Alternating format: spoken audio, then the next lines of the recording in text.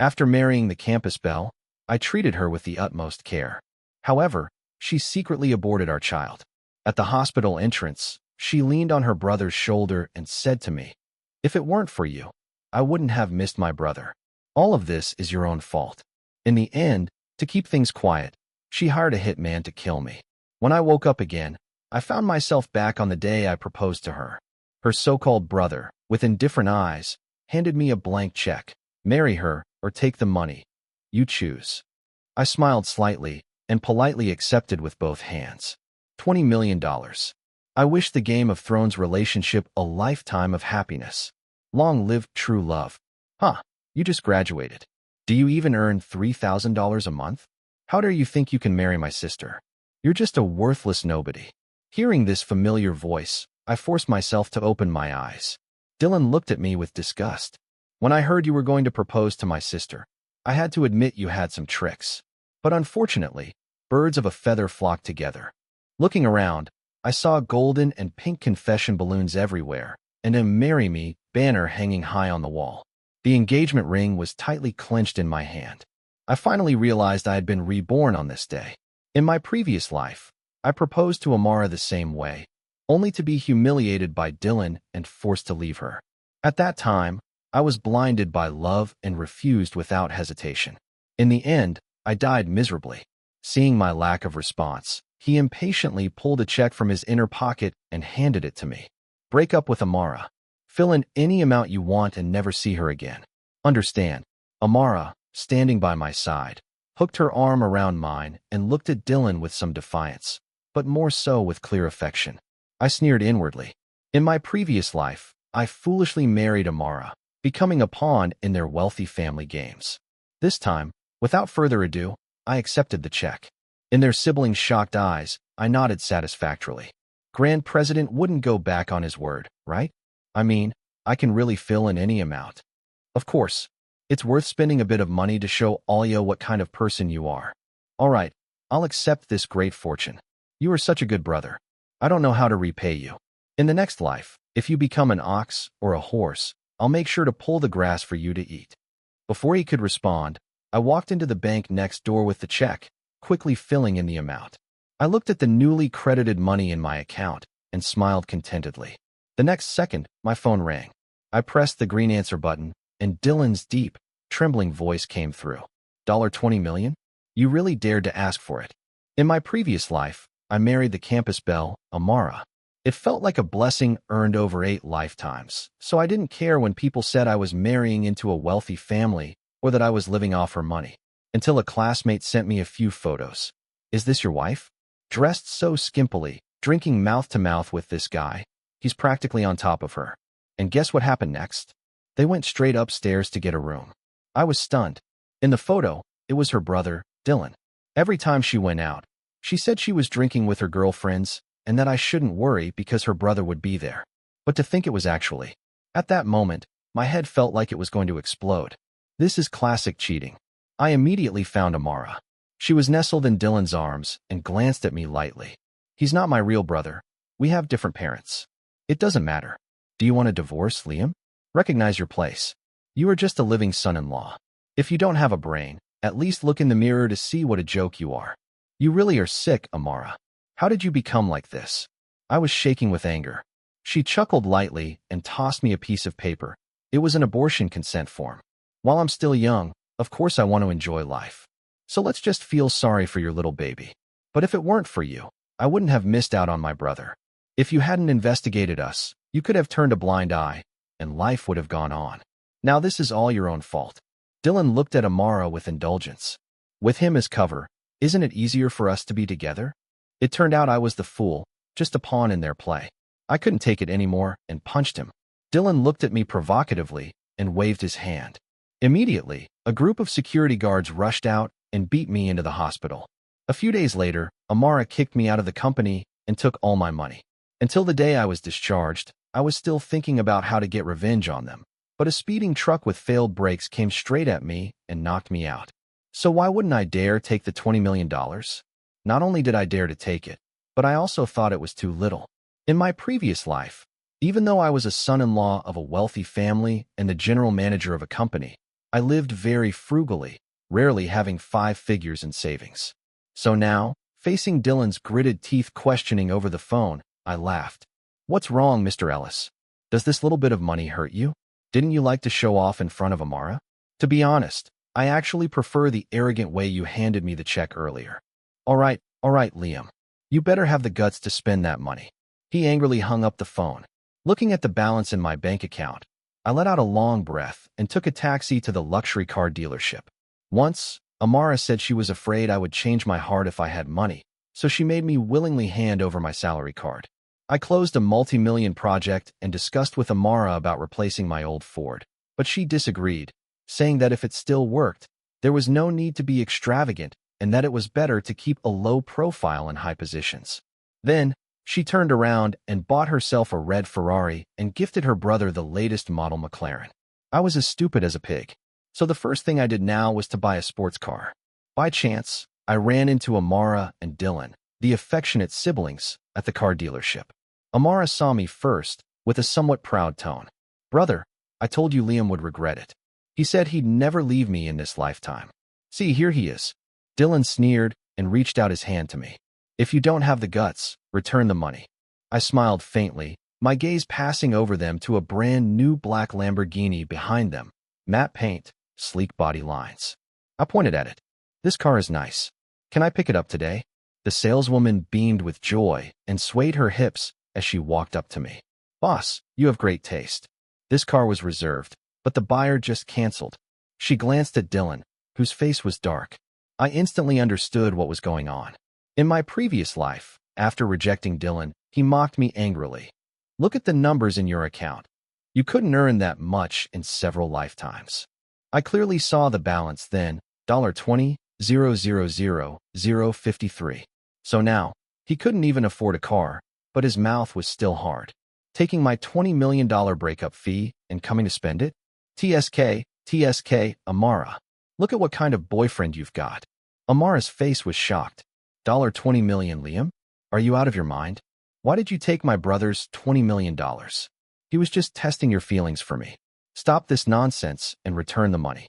I dug both hands into my pockets, pretending to search. Seeing this, Dylan's face softened, and he started acting again. Oh, it's just $20 million, Lee. No need to be angry. Spending $20 million to see a scumbag clearly is worth it. I pulled out my bank card and paid in full. The saleswoman even added me on Instagram for future maintenance services. Under their stunned gazes, I drove away in the sports car. That night, Amara called, saying she was downstairs at my place. I lazily slipped into my slippers and went downstairs.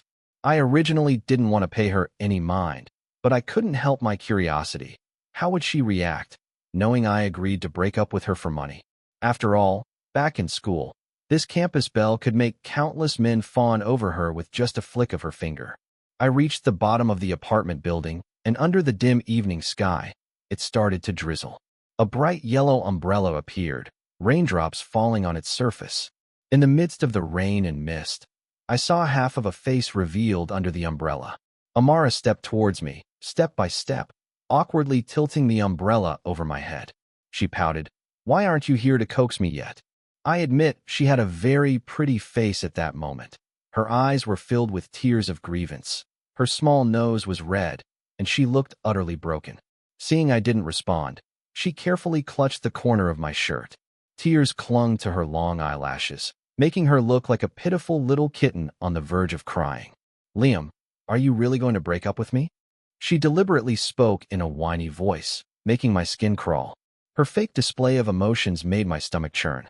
I nodded and said seriously, yes, we are breaking up. How can you compare to $20 million? Don't come looking for me anymore. It would just make your brother misunderstand, considering I took his money. Goodbye. Amara's pitiful expression instantly vanished, her face turning dark. Give the money back to my brother and obediently marry me. If you marry me, you can have as much money as you want. This is your only chance. Marry your head. Get lost. I resisted the urge to slap her and turned to head back home. She stood there stunned, probably never having been insulted so badly in her life. But soon she shamelessly followed me. Just as I was opening the door, she slipped inside ahead of me, yanking my arm to pull me in. In the next second, Amara pressed me against the wall, wrapping her arms around my neck. Her breath was warm against my ear. Punish me. Just give the money back to my brother, and I'll do whatever you want. As she said this, her small hand tugged at my shirt, skillfully moving downwards. My mind went blank for a moment, and my whole body tensed up. Reflexively, I grabbed her arms with both hands. Amara instinctively wrapped her arms around my neck, a playful smile spreading across her face. Stop being so mean. Be gentle with me. I fought back the nausea and leaned close to her face, my lips stopping just short of her ear. Will you really do anything? I asked. She nodded, placing her slender arm on my chest, tracing circles with her fingertips. Yes, I want to marry you. Then bark like a dog. What? In the next second, I flipped her over my shoulder, throwing her onto the ground by the door. With a bang, I shut the door. After a moment, Amara kicked the door hard, her voice sharp. Liam, how dare you treat me like this? Are you crazy? Fine. You better not regret this. Leaving those harsh words, there was no more noise outside the door. So my next plan was to buy a house and move to a place where they couldn't find me, to avoid being harassed by these so-called siblings. I was looking at houses on my phone late into the night when I suddenly heard a noise at the door. A familiar smell wafted into my nose. It was gasoline. Dylan's sinister face quickly flashed through my mind. Not good. I rushed out the door. A mysterious figure wearing a black hat froze for a moment, then dropped the half-full bottle of gasoline and ran. By the time I chased them downstairs, they had vanished. I took out my phone to call the police, but suddenly, an unbearable pain hit the back of my head. The next second, the world spun, and I lost consciousness. I was awakened by cold water, facing an elderly man with a full head of white hair. He leaned back indifferently in his chair, with a strong, aggressive face looking down at me. You got my daughter pregnant and swindled my godson's money. Who gave you the guts? His brows were furrowed with a dark expression, and his murderous intent seemed even heavier. I looked around in horror. The bodyguards around us were expressionless and stood straight, their waists bulged with hidden objects unknown to me. Amara's father, clearly a company chairman, was acting like a mob boss. Wait, I had returned to the point in time of the proposal. I hadn't even touched Amara yet, but her father said I got her pregnant, which meant the child she carried in the previous life was not mine. It turned out she had been pregnant with Dylan's child all along. Afraid of her father finding out and blaming Dylan, she hurriedly married me to find a father for the child. Then she lost the child from fooling around with Dylan, and I went crazy, desperate to fight them, losing my life in the process. I slapped myself hard, feeling furious. And Amara blamed me for making her miss Dylan. Thinking of those unbearable memories, I couldn't help but laugh at myself. I looked up and met his puzzled gaze, directly revealing the truth. I never slept with her. The child she carried was Dylan's, and the $20 million was a breakup fee from Dylan. If you don't believe me, investigate yourself. The room fell silent. Even though the air conditioning was on, the bodyguards were sweating. Poof. Amara's father sneered and picked up a cigar from the table. I tactfully stepped forward to light it for him. He bit down on the cigar, but didn't smoke it, his eyes narrowing with an unclear expression. After a long time, he spoke deeply. I will investigate this matter personally. Disobedient dogs will have their legs broken and teeth pulled out. Obediently staying by my daughter's side. The nearest bodyguard, receiving the order, bowed and left the room. My mind was racing, my heart pounding. Then $20 million. Do you think our family's money is that easy to take? He looked at me, his cold voice echoing in my ears. You will take over Dylan's matters. I will give you an identity for public appearance. He pulled out a photo from the drawer and placed it in front of me. Deal with this woman and achieve a marriage alliance. Divorce is fine later, and I won't pursue the $20 million anymore. The woman in the photo had legs longer than my life. She lounged lazily on a sofa, her eyes exuding a lofty arrogance, as if the world meant nothing to her. I had seen her in my previous life. She was the woman Dylan wanted to marry. It was said that Dylan used some underhanded methods to get her, but her people knocked out a row of his teeth. In the end, the marriage alliance failed, and she gracefully went abroad to study. Scared? Transfer the money back and leave. My heart tightened.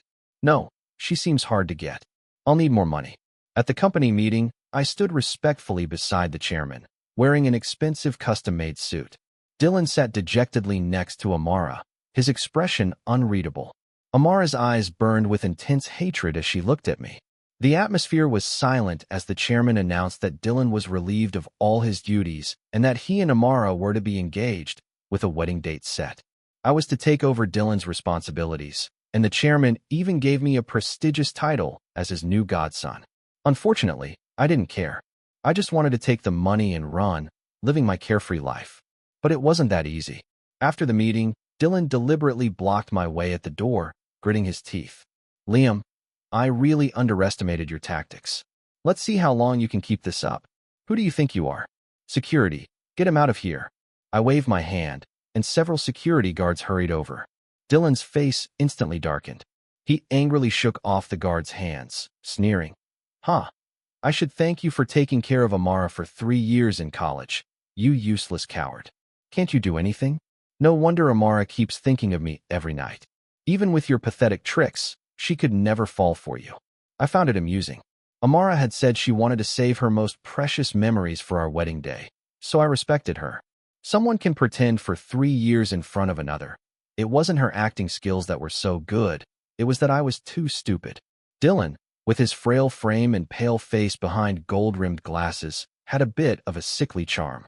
I shrugged and casually said, hands in my pockets with a faint smile, good thing she likes you.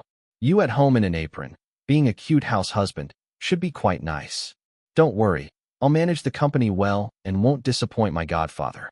So please just get lost. Dylan's veins bulged in his neck as he clenched his fist and charged at me, aiming for my jaw. The security guards swiftly intercepted him, causing him to fall to the ground. Ah, you bunch of turncoats. I'll fire all of you. Amara rushed over at the sound, striding to Dylan's side to help him up. Brother, what happened? Dylan suppressed his anger and adopted a dark, sinister demeanor, speaking with a hint of despondency.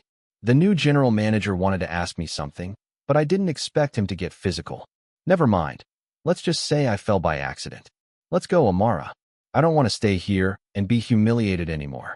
He weakly rubbed his arm, and even the nearby guards rolled their eyes. Yes, a true man can endure setbacks. But Amara was extremely distressed, her anger flaring. Liam, what are you pretending for? You're nothing but a dog my dad keeps in our house. Didn't expect you to be such a scheming dog. Don't worry, you will pay for harming my brother. I glanced coldly at Dylan. Look at your pathetic state. Even a rabbit doesn't eat the grass by its burrow. Do you think you deserve the chairman's trust? Getting yourself hurt, and then trying to blame others. Are you going to cry and call for your mommy next? And you, Amara, you dare talk about making me pay after cheating on me? Has your brain been licked clean by a dog? The crowd around us grew, looking at Dylan with disdain. The atmosphere turned silent. Amara furrowed her brows and spoke coldly. Liam, you'll regret this. She paused. Don't forget my last name. After they left, I felt a bit restless sitting in the luxurious office. Everything suddenly felt unreal, as if a pair of hands were pushing me into the abyss from behind. Having died once, I cherish life more than anyone. I received instructions from the chairman to attend the dinner party punctually to discuss the first meeting of the two groups' marriage alliance. I understood very well the importance of this alliance. It was like 1 + 1 equaling more than 2 in terms of benefits. The weather was a bit muggy as summer approached. I practiced my expressions in front of the mirror repeatedly. When I arrived at the banquet hall, its lavish and elegant decorations made the whole scene look like a fairyland. Money is another name for superpower. Is this your godson? He is really handsome. The speaker was a middle-aged woman, but her skin was well-maintained, looking like she was in her 30s. I nodded politely at her and walked over to sit next to the... What's he doing here, Dad? Can someone throw him out? He makes me sick just by being here. An untimely voice sounded. It was Amara. Dylan smirked coldly. Liam, this is not a place for someone like you. Get lost and stop embarrassing our family. The chairman's face turned somber as he coldly spat out. Shut up. Amara and Dylan exchanged puzzled glances. After a while, the door of the hall opened again. The sound of high heels echoed in my ears, and everyone's eyes focused on the woman who walked in. She wore a dark blue long dress that hugged her curvy figure. The crystal tassels of her earrings dangled over her fair and sexy collarbones. Her face was expressionless, yet she exuded an aura that warned others to keep their distance. Dylan stood up abruptly, a smile spreading across his face. "Elena, long time no see." She pretended not to hear him and sat directly across from me. At that moment, I was enjoying Amara's slightly awkward expression. How could anyone stand their fiancé so openly flirting with another woman? "Are you the one I'm supposed to marry?" Marriage is precious and beautiful. Without love, it's no different from being in prison. I don't agree. I've said my piece. I'm leaving. From sitting down to stating her position and leaving, it took less than a minute. What a woman with character. Elena's parents didn't show any surprise on their faces. Dylan was eager to chase after her, but his current status held him back. The chairman gave me a look, and I stood up. Elena didn't walk fast. The cool breeze outside dissipated the lingering heat. Her tone was slightly displeased. "Why are you following me? Did you not understand what I said?" I quickened my pace and stopped in front of her. Her beautiful features looked even more exquisite under the streetlights. This wasn't just an ice-cold beauty. She was my lifeline. I took a deep breath. "I can give you an irresistible reason. Let's cooperate." Soon, the news of my marriage to Elena spread throughout the circle, shattering everyone's perceptions. During this period, I was busy with new project contracts and occasionally went on dates with Elena. Although she found these staged dates quite boring, she still patiently cooperated with me. No choice. There were always tales following us when we went out. On the day we made the official announcement, I posted a not-so-intimate wedding photo to make it seem more affectionate. I added, "I want to get drunk with you," to declare my love in the most extravagant way, and I even tagged her. 2 minutes later, the message I sent her had a red exclamation mark, but fortunately, everyone believed it. At least the chairman did. And with my previous life's rich experience, I handled the company's business quite smoothly, making him very satisfied. I just didn't expect an unexpected visitor in my office. "Try it on. I specially chose this watch for you." Amara took out an exquisite Rolex Daytona watch from the box, her eyes smiling. She was indeed a genuine heiress, but in my previous life, all the gifts she gave me after we got married were knockoffs. Seeing my cold expression, she eagerly held up my arm. "Give me a break. I kinda miss you." I glanced at her abdomen. She quickly understood, her eyes reddening slightly. "It's gone, Liam. Why have you suddenly become so heartless towards me?" A sparkling tear silently fell from her eyes. "Tell me, were our 3 years together a lie? I now understand that my feelings for Dylan are just sibling affection. I was wrong. I will cut ties with him, and I will explain everything to Dad. Do you know, seeing you with another woman always makes me feel bad." She hastily wiped her tears and looked up at me with deep emotion. "Can we get back together?" Once, even a slight frown from Amara would make me extremely anxious, let alone her shedding tears. But now, I just shook my head. Believing her again would be as bad as eating dirt. She wrapped her arms around my back, her face gently pressed against me. It felt disgusting. I wanted to turn and push her away, but she held on tighter, murmuring, "Just 1 minute." The glass door was pushed open, and Dylan entered, his eyes red with anger. "Amara, what do you mean by this?" "Liam, you're seducing her." "Disgusting, pretty boy."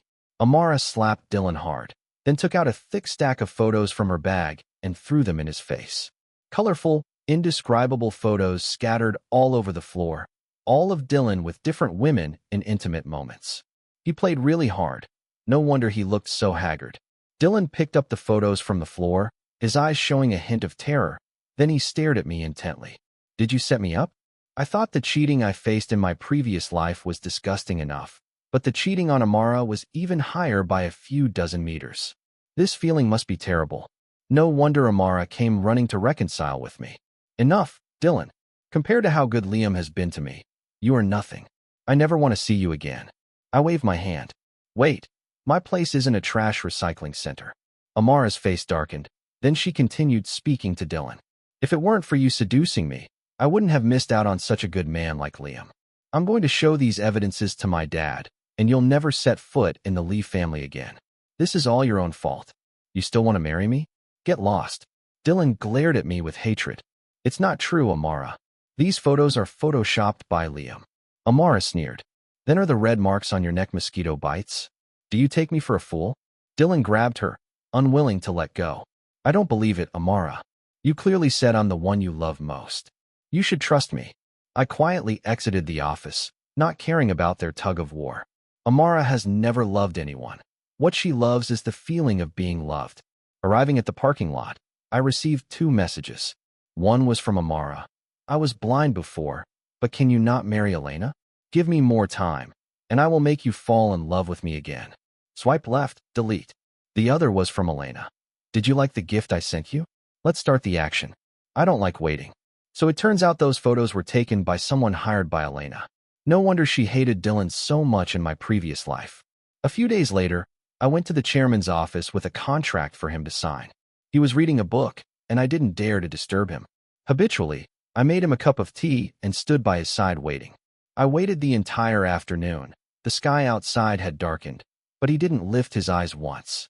He finally took a sip of tea and spoke. You've done well. I was planning to give you your freedom soon, but yesterday, my daughter told me that she will marry no one but you. She cried and made such a fuss that it gave me a headache. What do you think I should do? From that sentence, I understood his intentions. He leaned back in his chair, savoring his tea. You and she were together for 3 years in college. I saw how good you were to her. So what if she dated Dylan or other men? It's normal for young girls to play around. Besides, I can tell you're different from those men. I only have one daughter. After you divorce Elena, stay by her side. I'll let you manage the company. Doesn't the idea of rising to the top sound appealing? I can't be with Amara. I spoke calmly, standing up straight. His expression changed slightly. It's normal for young people to have tempers, but you only have one life. Faced with this blatant threat, I wasn't surprised at all. What do you take me for? She will just drag me back into hell. If I am to marry, I will choose the person who waits for me at home with lights on, rather than the one who will betray me. This time, the chairman didn't respond. He wearily signed the contract and handed it to me, telling me to leave. I tightly held the contract and rushed out of the office towards the elevator. As the elevator doors were closing, Amara came running out. She seemed like she wanted to say something. Thankfully, I pressed the close button about 80 times in 1 second. Elena's red sports car was parked downstairs, and I ran towards her. Behind me, a group of men holding baseball bats emerged, their faces filled with malice, chasing after me. I got into the sports car, urging her to start the engine quickly. In her moment of hesitation, the car window was already smashed. I used my hand to block it, and several pieces of glass lodged into my flesh. She quickly came to her senses, stepped on the gas, and sped away. I also threw my phone out of the bag. The contract is signed, and he's already showing signs of illness. The car stopped at a gas station along the coastal highway, and I handed the contract to Elena. We were working to gradually bring the E family into the picture to devour the Lee family bit by bit. If I hadn't spent so much time in the company in my previous life, this task wouldn't have been possible. Elena adjusted her long hair by her ear and spoke softly. You really have a ruthless heart. Is his Alzheimer's disease very serious? I looked into the distance and gently said, yes. After this, it might get even worse. After all, he was the one who first thought of killing me. That day in the office, when he asked me to replace Dylan, I knew he had murder in his heart towards me. Otherwise, he wouldn't have planted something on my phone and had someone monitor me 24/7. If I truly married Elena, I would certainly die unexpectedly somewhere. Who would really trust an outsider? Even just now, after I contradicted him a few times, he immediately sent people to deal with me. A person like him can't tolerate even a grain of sand in his eyes. I took out another small backup phone and looked at the balance in my bank account, letting out a long breath. This money was really hard to get. Elena glanced up at me. Not bad. You're a multi-millionaire now. It was rare to hear her make a joke, and I smiled bitterly, shaking my head. I just got back what I earned through hard work. According to our agreement, she would send me abroad next. This was partly for my protection and partly because she needed enough time to devour the Lee family's assets. I learned from Elena that the Lee family had done many heinous things in their early years to make money. Suddenly, a shooting star streaked across the sky. I opened the car door and looked up to admire the beautiful night. Elena seemed to notice, too, and got out of the car. As the meteor passed, I heard the roar of a car engine. Turning to look, a black car was rushing toward us. Through the windshield, I saw a ferocious, angry face. Dylan. I didn't have time to think and threw myself at Elena, rolling several times until we landed on the grass outside the road barrier. The sports car was hit by Dylan, flipped over on the slope by the sea, and sank into the ocean. Dylan, with his face covered in blood, crawled out of his car, wearing a crazed and sinister smile. He ran manically to the edge of the cliff, shouting, "Ha! Ha ha! Serves you right. You and Amara can meet in hell." A chill ran through me.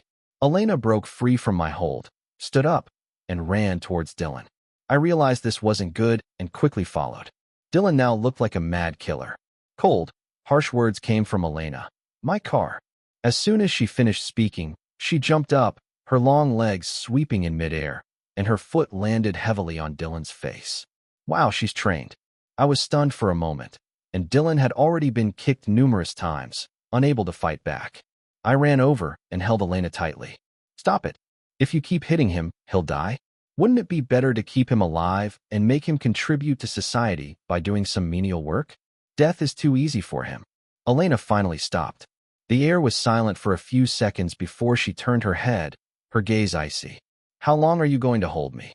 I quickly let go and coughed lightly to cover my embarrassment. A faint blush appeared on Elena's ears. Soon, the police arrived and took Dylan away. He had not only attacked us, but also tried to kill Amara. However, Amara jumped out of the window, breaking both legs but surviving. When her father heard the news, he was so furious that his condition worsened significantly. When he went to see Amara, he couldn't even remember his own name. After a few days in the hospital, Amara recovered enough to send me many messages asking to see me. I didn't go. There was nothing worth seeing, and there was nothing left to say between us. She sent me a very long message, which could be summarized into 4 words: loved, regretted. To my surprise, she said she had a dream where we got married. I spent every day trying to make her happy, accompanying her to eat, shop, and watch movies. She felt very happy and said that falling for Dylan was the worst mistake she ever made. I thought about it, but didn't reply to her. As the plane was about to board, I put on my headphones and sent a message: roaming the world alone can be lonely. How about finding someone to go through it together? To my surprise, the red exclamation mark in front of the message disappeared. My heart skipped a beat. She replied in seconds with one word: get lost.